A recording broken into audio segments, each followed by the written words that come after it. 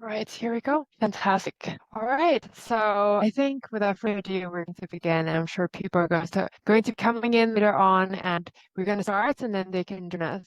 So today, this is first ever AAL MICS. I'm so excited to have Lily here on board. And MICS, Mike, actually stand for Major Innovative Constructive Showcase. So it came about this idea when I really want to have very candid conversation with AI founders, primarily based in Hong Kong or APAC, and I want to have conversations about what is the behind the scenes, how do they drive both the individual growth and collective advancement in the APAC innovation ecosystem. So I want to interview these very, very creative founders who are very driven. So fantastic to have Ilya today. So hi Ilya, how are you feeling today? I'm excited. Thank you. Very, very glad to be here. Good. So happy. And you today, you will be talking about app and just your app, but also your journey to, point of your career today. So the structure of today, we're going to go with some casual, natural chat, very natural conversation. And then we're going to move into you showing us a little bit about the product and how you've come to build to it, what is the story behind it. And then we're going to have a one-to-one discussion.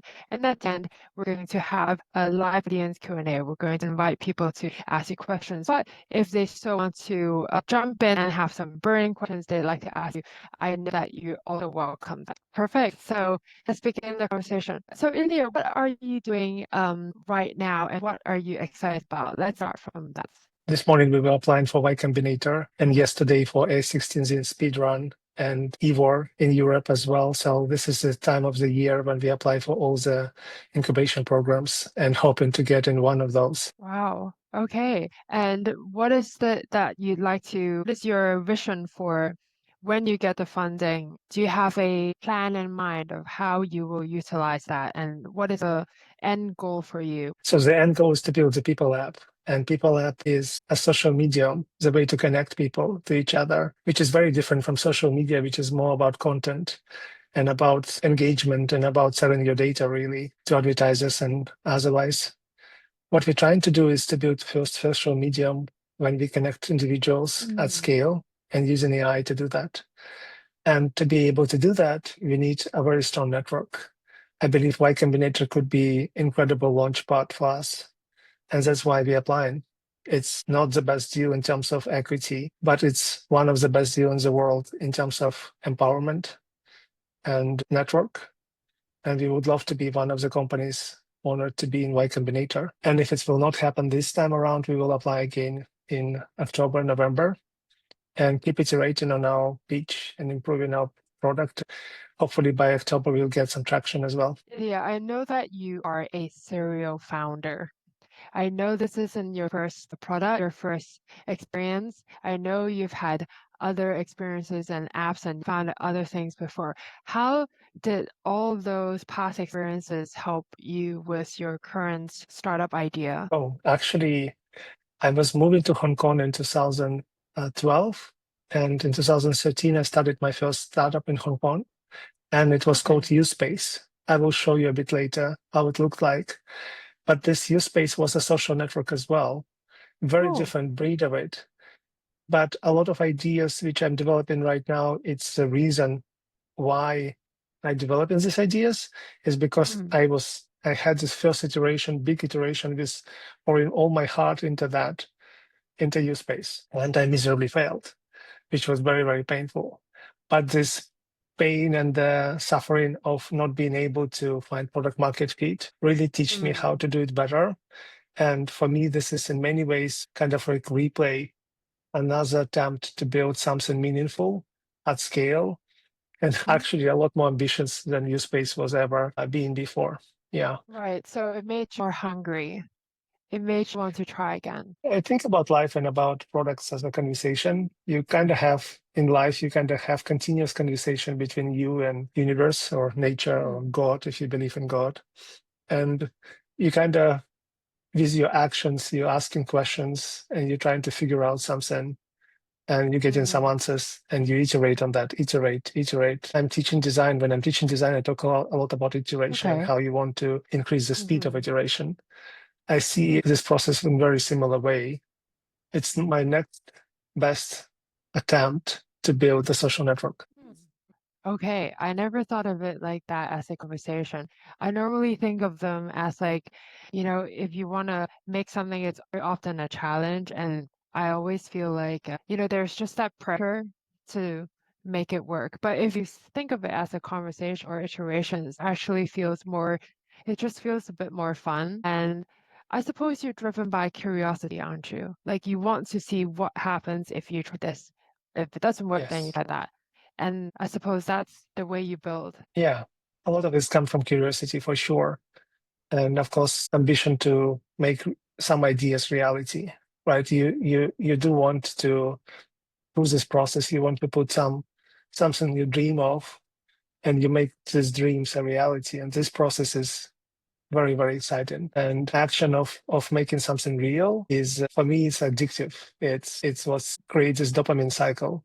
You have an idea, you put it in a reality, you see it in reality, you get some feedback immediately. As soon as I release something, I want to improve it, right? Right. But at the same time, I do have a little bit of dopamine hit for just putting it out there. Usually the most exciting moment is the moment you launch it or you publish it. I think that's the moment where you get your sweat palms. Or is it when you get Yeah. feedback? As soon as I put it out there, and then even at the moment of separation, right? Like it's something inside me, and now it's something outside me. I can look at it from outside. I immediately see it's differently, and I immediately get some satisfaction from that. But then even more when other people see that and say, "Hey, you see it like this," then sometimes it could be puzzling or frustrating, but it's always also very exciting to validate something in the real world. Because the way you imagine it is one thing, and the way it actually plays out is a very different story. Yeah. Are you used to pivoting when that happens? When the different story, when reality is somehow different to how you imagined it? Are you very agile right now? You find it quite easy to pivot? I don't think it's easy, but it's necessary. And this is what makes this a conversation instead of a monologue. You constantly pivoting, you constantly changing in reaction to reality, in reaction to how it's shaped. You're trying to understand how it's shaped, and you're trying to put something out there and get this feedback. And then you change in reaction to that, and you put something different out there, and you try to increase the speed of doing that. Yeah. Right. So increase the cadence of trying so you can Yeah. get the back loop quicker and so you can act faster. Why is speed so important? Because you learn faster, and because you get more satisfaction out of it, more joy out of it. Yeah, both of this important. Yeah, I definitely see the similarities between the building process and addiction. And perhaps all founders just need some kind of obsessive, drive. Like you have to be obsessed with it to do it, to make it your own and to throw your heart out there. If it's half-assed, it will just never happen. At least I think that's how I feel. Would you agree with that? In general, yes. But also I'm kind of conscious about how it goes in cycles. So I may have a cycle of being very, very engaged and very, very deep into my product and being obsessive about it. But then I need to slow down and step back and kind of look at all of that once again as an input for the next iteration. So you never iterate on just one thing. You build a product, and product itself is something you iterate upon, but you also iterate on your team, and you iterate on yourself, and you iterate on your company, on the whole thing. So all of these iterations are important. And sometimes it is important to step back, slow down, and take a broader look of what you're doing and why you're doing that. Without doing that, you will never correct more significant things about yourself and your company and your team. Yeah. It's not enough to be obsessed about product. It's maybe even unhealthy to be obsessed about the product all the time. So you're stressing the importance to put distance between yourself and the product at certain points of the building process so that you can logically evaluate how well you've done it. Yeah. And how you're doing it. What is the process of doing it as well? Yeah. That makes sense. Well, I'm more excited than ever to see the behind the scenes and for you to lead us through your journey of how you built this project. I'm going to turn off my camera and the floor is yours. You can tell your story however you want. And for the audience, whoever would like to jump in to ask ILYA any questions, you're very welcome to do so, or wait until very end live audience Q&A. So thank you. Thank you. I'm going to share my screen, sharing Thanks. entirety of my screen if I will find the right button. Yes, I found the right button. You should be able to see my screen now. Okay, how to tell the story? There's a lot of things. This is the slide I have in my pitch deck. And goes from blog post to co-foundership to hackathon to iOS demo, first check, and the launch, which didn't happen yet. And what is exciting here is that just how fast it is happening and now how big is the team. I think it's the biggest achievement we ever done is that we managed to attract talent so early and build a team of 8 engineers right now in just 50 days. So we started with a blog post. If I go and bring up the blog post, that was it. This is my blog post on 22nd of March. And I'm saying here the social media is broken and it is an opportunity. You can read it later. I'm not going to read the whole blog, but I just want to show that this is all I had. I had idea, and it is this ugly sketch of how it's supposed to look like. And I put this out there, and immediately I got some feedback. I got 2 people reaching out. First was David, and second was Daniel. And David reached out and said, "Hey, Ilya, I want to build this." And I never met David before in my life. We were not connected through many friends or anything like that. We were connected through some random one person. And he's based in United States in Seattle. So we were very unlikely to overlap at all. So that felt like incredible luck or will of God, if you want, because it's something unusual to happen. So he reached out, we start talking every day. And meanwhile, I was putting out more blog posts. So if you look at this blog post, it have use cases. And this is, if I'm not mistaken, do I have dates here? I don't, but I can go on my AAL Belikin and scroll down and should be able to see dates. 24th, right? So the first blog post on 22nd, the second one on 24th, another one on 24th, another one on 27th, another one on 28th. And if you look at this one, in this one, I'm saying, today after deep conversation with David Sharam, I want to talk about trust agent. David suggested the term. So what happened is that because of my blog and my activity, I was sharing it out and I was getting a lot of feedback from people and kind of engaging them in very open conversation about this product. If you look at my LinkedIn, you can see that I started Know Your People in March 2025, the same time I joined HSBC as a consultant on AI. And this is not a coincidence. I don't represent the bank. I don't speak on behalf of the bank, of course. But when I joined as a consultant, I thought maybe I have time now in my free evenings after I finish at the bank to build something. And I decided to put out this blog post on 22nd of March. It was my first week at the job. And if you scroll down and look at my history, you can see what I mentioned before, founder of USpace in 2013. That was a map, like a Harry Potter Marauders map for agile co-working spaces. And the idea was that you will be able to see everyone on the map. You can click at the person's C profile, engage with them, connect with them, and learn what they're doing at the space. But the first level of engagement was the map. And at the time, they were using Bluetooth beacons to locate people on the map, and nobody liked that because people were quite concerned about privacy. We failed miserably with this project, but I learned a lot from it, and I was keep thinking about that. So the reason why I was able to write so much in such a short time, right, once again, is 22nd of March, the first blog post, 24th, the second, the same day, another post, then 28, this one about something else, 28, another one, then after link, another 28, 2nd of April, 3rd of April, 4th of April, 8th of April. This is all about People app. And then by the time, if you look back at the slides, by the time I'm publishing this blog post, this is the 4th or 5th blog post, we decided to co-found the company together. Then we participated in a hackathon and we built the first version. That was a 3 days hackathon in Singapore. Again, very unlikely for us to participate, but we decided to join, and we participated remotely, one of the few teams which did, and we won this. We got the third place. Then on 15th of April, I built a prototype. Let me show you what I was doing a little bit behind the scene. So when I was writing my blog, I was also doing this, which I shared with David, and we had conversations around it. MIPS app. Imagine this with glossy material. Then just a diagram, people, community, messages, settings, and trust agent on the top. First screens of people app.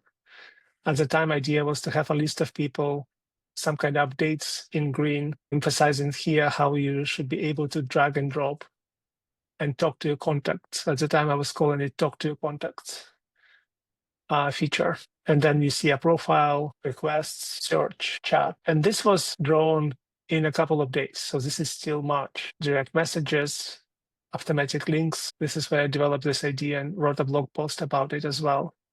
You can also see here something which we're developing right now in the app, close specific community, like different layers of social network. And then for the very first time, you see Peeps button. It's a very late in development here.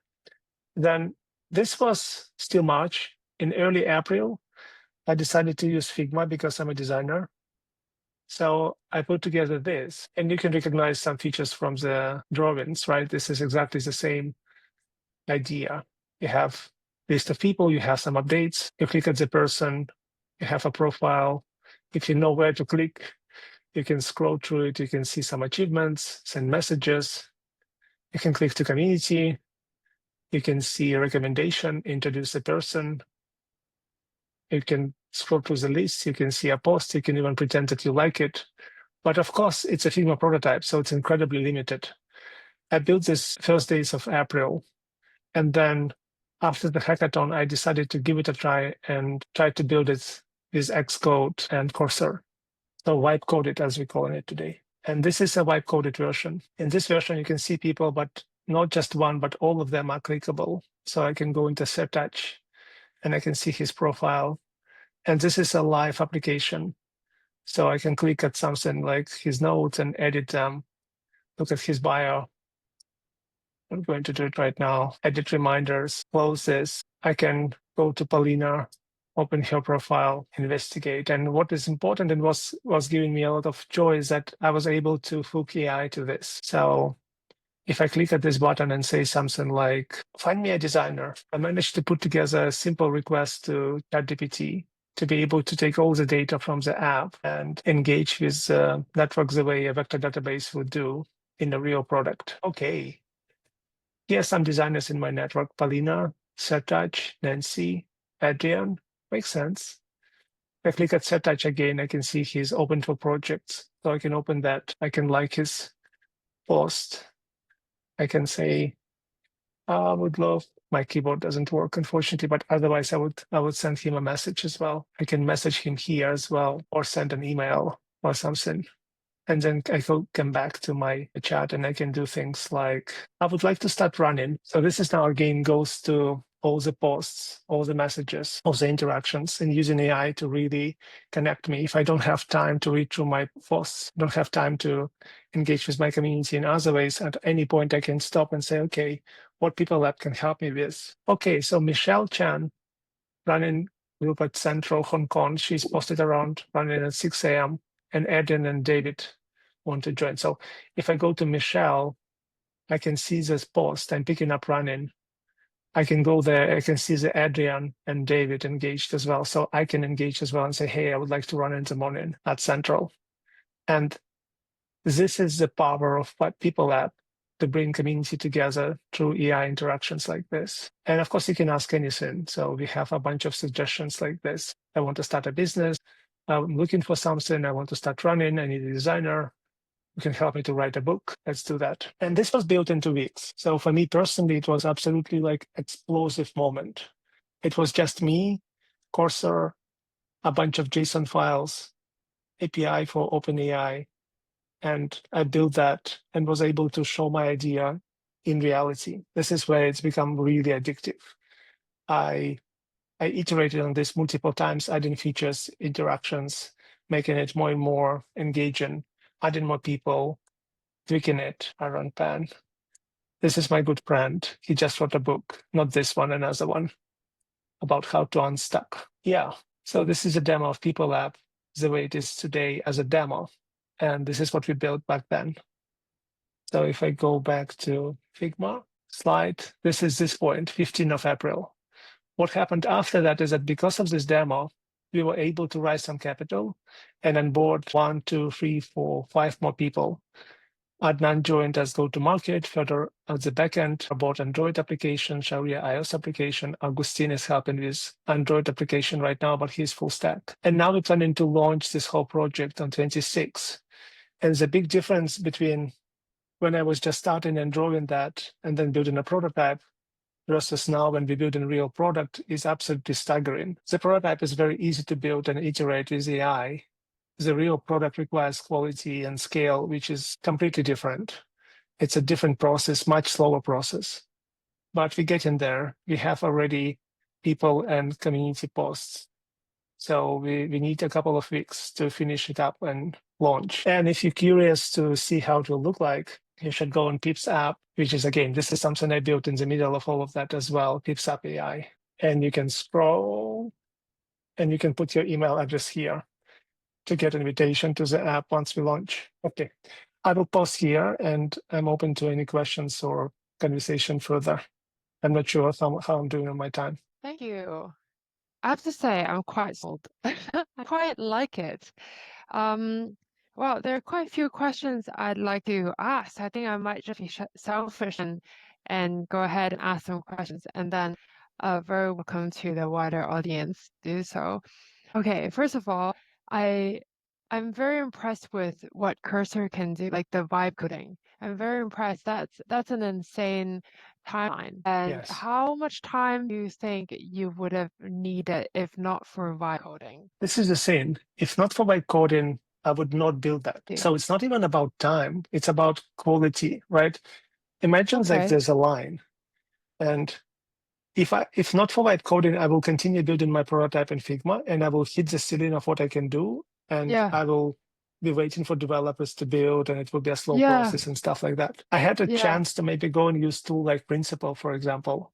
And Principle could be a much better, but interaction like this one with voice and everything, this keyboard like this, with lock-in. Yeah. Yeah. It Design will it take me yourself. easily 3 days to build this, not 1 day, not 1 hour, 3 days, I easily. see. And then to be able to hook it to actual API and get a feel of how it works, right? To do something like this. This is priceless. And I couldn't do it without Cursor. So with Cursor, I was able to build this. Hey, Taisir. How are you doing, Oh, was Taisir? there a question? I don't know. Was there a question? But it's a good friend. Yeah, Okay. sorry, I think people were passing by and they caught the mic caught them. Okay, no problem. So what I'm saying is that without this boost from vibe coding, I would not build that. I would build a prototype much smaller and never go into details. But with vibe coding, I was able to build, like, I never showed this, but this is a chat and it scrolls to the current message and you can send messages here and you can see who is part of conversation and you can tap on the person, see profile as well, engage with all of this. And when you go back, it's marked conversation as read. So it feels like a real app. And it is, because it's completely built with Swift UI. It's not a web app, it's a native app. So all the interactions feel natural and how it should be. And I can put it on my phone, right? Was very, very, very valuable at the beginning because I can open my phone and can show you my application. I kind of can do it with Figma as well, but Figma is a theater and this is real. It's a real prototype. It's a game changer, isn't it? I suppose if you go with the traditional way to find a developer to help you to do it, I guess, and then if the developer is doing it, coding it from scratch manually, that's going to take months as all. Now designers like yourself, you're now empowered to do so. You're now empowered to the sky's the limit, I suppose, because you do your concept in Figma, And then guess what? You don't need to rely on anyone else, at least to a certain degree. You can try it out yourself, and there is no longer any barrier of entry. Would say that. If you look at my Figma prototype, it's actually quite primitive, and I never implemented chat, never implemented settings, never implemented. This button was just a bunch of clicks like this. I had a concept, but nothing else. I abandoned this prototype and moved to white coding. And I did everything else in white coding, and I developed a lot of ideas which were not ever developed in prototype. So I cannot say that this is idea to Figma to reality. No, it's idea. And I had more ideas inside the keynote here. So this is my idea and the way of thinking about that. And then if I will be doing it today, I will skip Figma completely and start white coding immediately. Wow, you would skip it just. Yeah, because Figma just, once you can imagine it in your head, you can create it in Cursor. So why wasting your time on Figma? And was there learning for you to pick up Cursor? Well, I used to code a little bit before, so I knew how to code in general. And I spent last 2 years in a startup when I did a bit of white coding as well. So I was not completely new to it. I knew how to pick up Cursor and do something basic. But what I didn't expect is that how fast and how impactful it will be. I never tried before to use Cursor or its code application. And at first it was not really working at all. So I had a few iterations kind of hitting the wall. And then it started picking up some speed. And then I have like a tab bar, and then I had this small thing working, and then that small thing working, and I was iterating. And I was lucky to have a few free days when I was completely focusing on that and working for 12, 16 hours on this. And it started shaping up in iteration. It was a lot of work. It was a bit crazy, but it was engaging and super fun. It's like that too. For those who are already using your app at the moment, the first users, what is their initial feedback so far? The biggest feedback we got is that when I'm going to be creating my own profile, because if you open a demo right now, you are me. And you can go and switch and become anybody else on the list, but you cannot create your own profile. It's a limitation of the prototype. It's the biggest feedback. It's like, I'm confused. I want to be me. Can I be me, please? I see. I see. Well, it won't stay there. When you launch, I suppose they would be able to do that on 26th of May. Am I right? I see. Exactly. It's a prototype, right? If you look at the prototype, my goal here was to test all the interactions and present the case to show you how AI can help you with your social connections. And this is what I did. There's no login flow. You cannot log in or log out from this app. It's just not there. There's no infrastructure typical for the app. There's a lot inside here. You can go into communities, you can discover communities, you can find there's another community out there, you can join it. And you can look at the product hunt. You can do recommendations here. So there's a lot going on, but there's all of it for the purpose of demonstrating how the real app will feel like when it exists. But I skipped completely, and I recommend it to anyone trying to do this work. I recommend it to my students learning design, is that we need to, like, typical mistake a designer will do is that they will start from, okay, this is my login screen. And then they spend a few hours designing login sequence. And login sequence is generic. It's not interesting at all. You need to start designing from the core interactions. You need to start designing from what your app will shine at, what will going to be differentiator for the app. So in our case, you need to start designing from tips button, from interactions with AI. And basically that's what we did. We did very basic infrastructure, people, community, and then this. And when it start working together, then we continued iterating of everything else. Yeah. I see. Well, that's great because you're really thinking from the user perspective. I think it's all the combination of your previous experiences, right? Like yourself as a designer, years of experience understanding the user experience, and then now empowered with AI. You know, one of the things I wanted to bring up is how did AI change your career trajectory? I think maybe it's needless to ask. I think it's quite clear and seems like it will only be exponential growth from here. I think it's incredible that we can build prototypes so quickly. But reality is still we need to build a real product. And it does feel jarring for me because I was able to build this in 2 weeks, and now it's taken a month and a half to build an MVP. It's still insanely fast. And I'm reminding myself every day that we're moving very, very fast, but it feels slow. I want to go faster now because I had this experience of AI giving me incredible power in a very short time. And again, it's addictive. My brain is hooked. I want to build another one like this, but it doesn't make sense. I don't want to build another prototype. I actually want to build a real product. And now I need to be fair. Now, when I'm building a real product, I go back to Figma sometimes and I prototype in Figma and use Figma as a communication tool. I'm not always vibe coding it. But vibe coding is embedded in our company right now. When we're onboarding people, we're talking about vibe coding as something we do, as something we use as a tool, as part of the company culture. I see. As a business owner myself, I'm very curious to know your ideas in terms of distribution and marketing. What are your current thoughts in terms of the go-to markets? How do you see fit? How do you want this product to be shown to the public? How do you get more people to use it once launched? I have this slide, and this slide is talking about communities first. And the basic idea is that I'm a community host, you're a community host as well. And we have the same problems and needs. And we believe this triple app, we can address these needs much better than it was done before on LinkedIn or on WhatsApp or on Discord or on Slack. We want people who are verified, people who are introduced by somebody we know. We want people to feel welcomed at the platform. We want them to be able to share without overwhelming others. And we want to make moderation easy so that people stay on topic. We want to help them to connect to each other, make introductions. And in some cases, not sure about you or my community, but I'm talking with many hosts. Some of them want to monetize community as well and make it easy to monetize. So my current strategy for growth is to address these needs of communities. And I believe that if you go community by community by community and address the needs, we will be able to bring the whole community on the platform.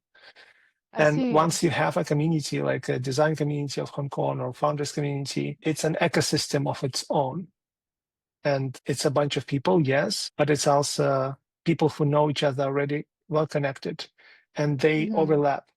So I'm a member of UXDHK. I'm a co-founder of it, right? I'm a host. I'm also a member of Founders Circle, and these two groups overlap. I have EdTech community, which is also overlap a little bit with EdTech. I also a member of your group on AI. I also a member of Movement, which is completely different, but it's also have a little bit of overlap with all of that. All of them together as a sum is an incredible community of very different people with different needs. And I believe in creating a tool which will help me to connect all of these nodes in a more effective way. So that people meet opportunities, find co-founders, create new businesses, engage, find help they need, all of that. So, correct me if I'm wrong. I imagine WhatsApp communities and WhatsApp groups migrating to people's apps for the better communication. I see. That makes sense. I see that. And will it be then a subscription model that you will? Yes. So we have few ways how we monetize this. One way is that we charge for advanced AI features. So similar to me using Coursera, at some point we believe some of the users, small percentage, probably 1.5 or 2% of users, will engage with AI to a point when they will need to pay. For everyone, it will be a free tier with limitation. At some point, you hit the wall and you're like, okay, if I want to use AI, I need to pay for AI.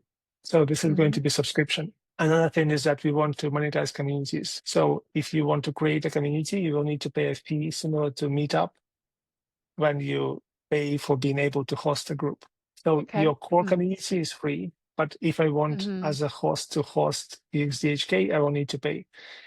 We're going to heavily subsidize it, and we're even discussing maybe making it completely free. We will see how it will go. But we're definitely going to take a cut from monetization of communities. And we have another idea, which is I was writing about is in conversations. If you go to my blog post, conversations, this one, I believe in the future we're going to engage with businesses differently. And here I'm writing about how I'm ordering pizza in Tunjun. And this is usually a WhatsApp conversation. Okay. And I believe in the future, websites and apps will be replaced in many ways with the natural agents. And platforms like WhatsApp, Telegram, iMessage, and many others, including People App, will become this way of engaging with these agents.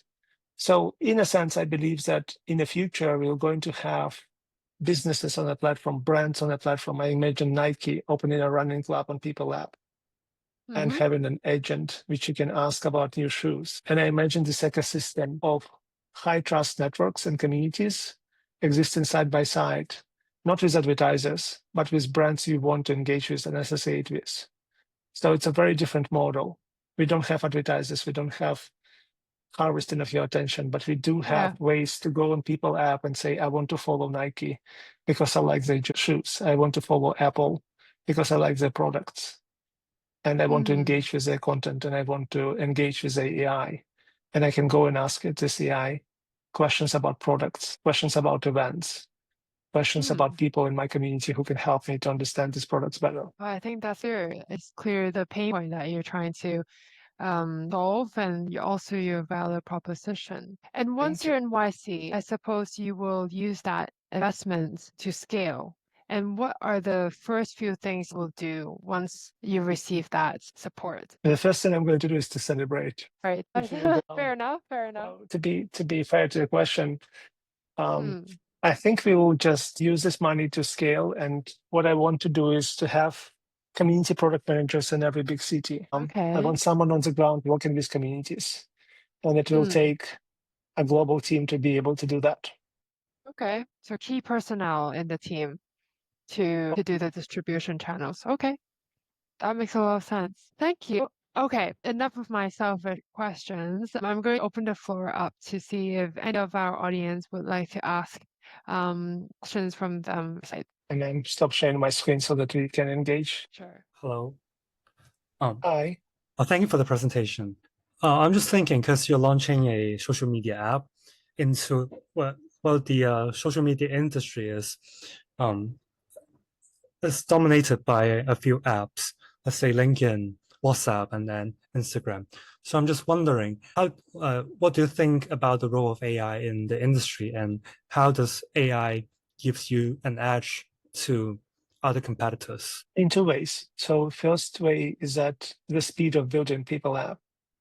We believe we have this opportunity right now for two reasons. One is that social media is in many ways discredited. There seems to be an opening in people's minds for a different way of engaging with each other. So we call it social medium as something which mediate connections in real life, not something which is trying to replace these fake engagements. A lot of social media today is about influencers. And in a way, People App is completely opposite. We don't have any influencers. We don't have any tools for virality at all. We intentionally trying to design very calm experience when you engage with your actual network. If you go on the LinkedIn today, which is 75% of professional market, and just open your feed, you're going to see some advertisements, you're going to see some influencers, and hopefully you're going to see a few posts from your colleagues, but you're not going to see everyone from your network. You're not going to engage with people in the ways that make sense. When I did a post about People App, only 300 people actually saw it from 3,000 who are choose to be in my network. And it's absolutely mind-blowing. End up going and messaging people directly saying, hey, I'm building something new. And I had to do it 1,000 times to be able to update my network about what I'm doing. And this is experience of doing that showed me how backwards today's social media are. Another reason is AI itself. AI can help us to build experiences which was not possible before, in a way that you can ask AI to catch up on your posts. You can ask AI to find your mentor. You can ask AI to help you to find a co-founder. And with vector database, we will be able to query community and bring this data to you instead of you reading the updates directly. So it's a new way of unlocking this data and making this data accessible to people. Yeah. Thanks for that question and also the answer. Sorry, please go ahead. Okay, you talk about how AI assisted you to build the software, the app, but does that also mean that this specific knowledge or this specific skill set of building a app is accessible to the majority now? Let's say, what I'm trying to say is that, is there going to be more people trying to get into the social media industry, as maybe me without prior knowledge of coding, maybe with Figma and then future AI, maybe I can step into the social media industry in the possible future? Yeah, I think there's going to be a bunch of startups like ours. I know there's some kids in Yale doing something right now very similar, and there's going to be a bunch more. Again, I don't think it's a unique idea. I think it's a unique moment in time when it's possible again to build a social network. So there's going to be a lot of people trying to do that. And AI is going to empower everyone to build whatever they want. So there's going to be a lot more projects like mine popping up. I guess the deep question is that, do you have what it takes to actually build that and move from prototype to reality of building real scalable product? I hope we have what it takes to do that, but only time will show. Anyone else, please, on the call? Yeah, I want to ask you, how do you define success in one word? Can you? What is your definition of success? Useful. Success is something useful. Oh, fair enough. Useful. Fair enough. It was a privilege to have you on here today as our first guest of the AAL MICS. I'm particularly happy about this because I think around a year ago, perhaps 15 months ago, I had the pleasure of you inviting me to one of your events. And I remember I was talking for the first time. Perhaps I didn't show it, or maybe I did. I was actually very nervous, but I think that experience actually allowed me to be more brave in future in the next couple of presentations. And I kind of feel like my current chapter of my career actually kicked off from that presentation. And I never thanked you properly for that. And I think at this moment, it's a good time to say that. So thank you so much for then, and thank you so much for now. Thank you. I appreciate that, and I love this story. I think Alice have a question in the chat. Yes. Thank you so much, Alice, for your question. Have your design process or development process changed with the use of AI? Yes, You want to indeed. go ahead? As I mentioned before, I feel strongly that in many cases I will skip Figma and go directly into vibe coding, which is insane even for me to say, but my design process dramatically changed. I'm going from idea to sketching, and from sketching as soon as possible to work in prototype. And it's easier to build prototype with vibe coding instead of building prototype with Figma or any other tools available on the market. I'm still processing it myself. I'm still trying to understand what it means for my reality as a designer.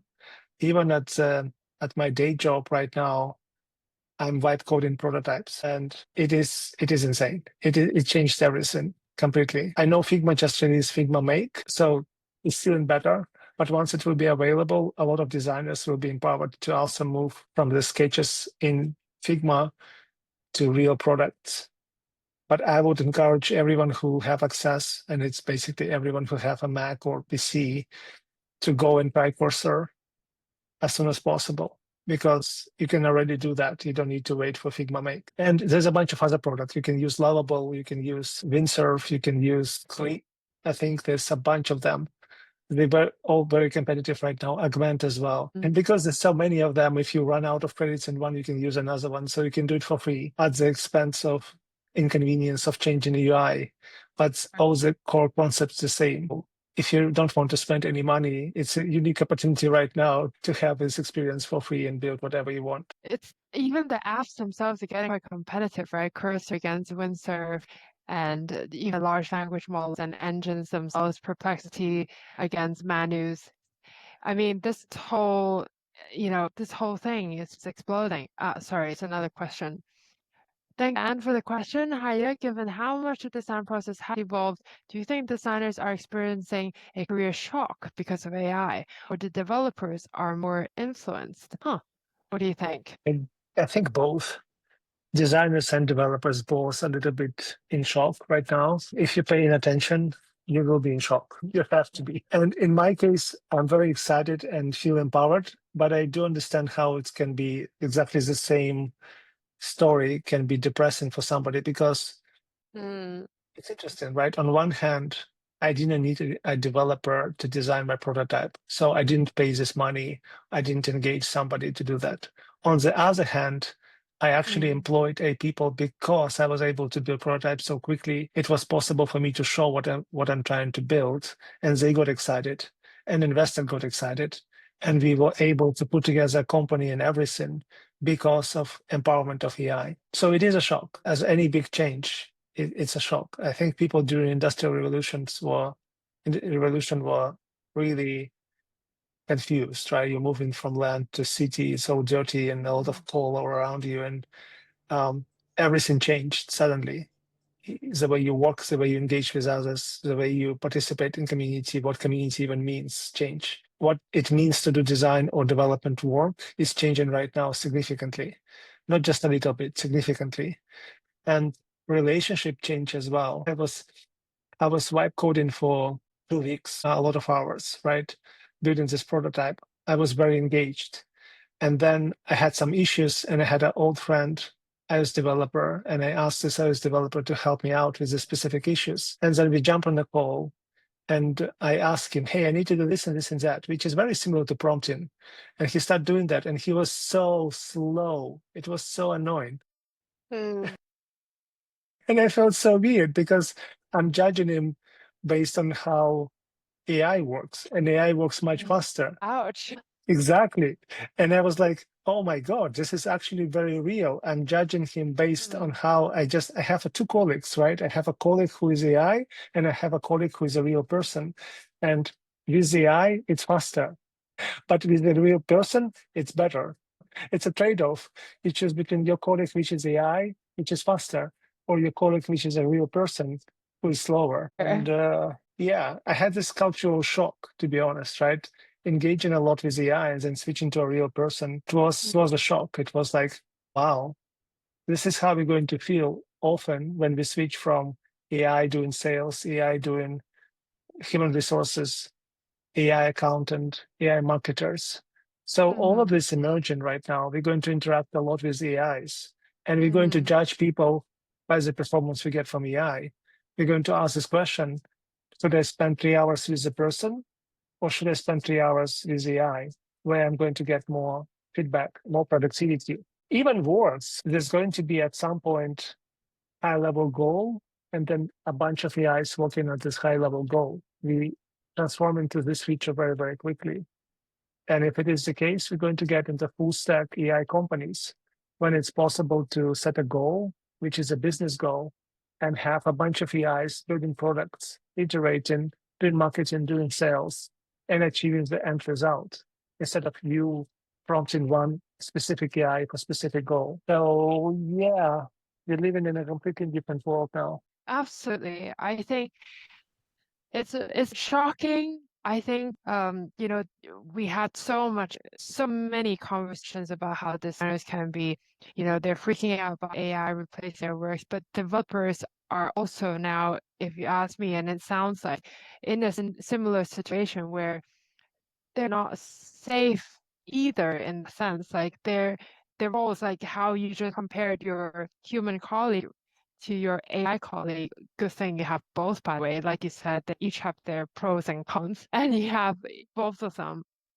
But there's just no such thing as 100% certainty in anyone's job career unless they're able to pivot and transform and to be open-minded enough to equip themselves whenever some new thing happened. Of course, there was the ChatGPT moment, and then there was perhaps right now, Windsurf/Cursor vibe coding moment is the second one. And there will be so many more of this incremental moments where we just need to quickly react. And you rose to the occasion when everyone else is still figuring it out, just went ahead and did it. And I guess the second wave of people can now see what it can actually do. And behind you is going to be a swarm of competitors. You have the advantage of the first early mover, I'd say. Thank you. Yeah.